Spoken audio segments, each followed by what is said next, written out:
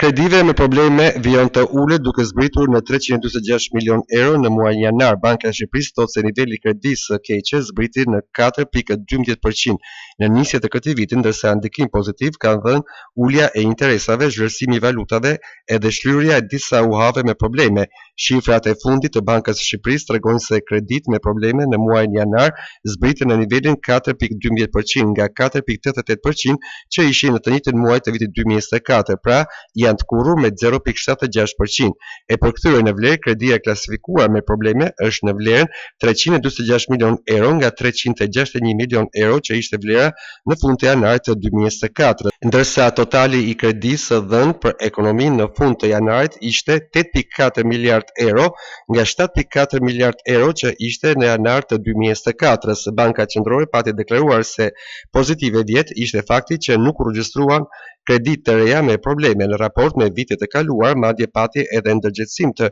kredimarrësve problematikë pasi